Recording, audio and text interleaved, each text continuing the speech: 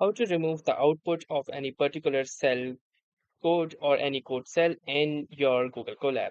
So hey guys, welcome to this tutorial. In this tutorial, I'll guide you how you can remove the output from the Google Colab's code cell. So as you can see, I have this notebook right here in front of me loaded in Google Colab.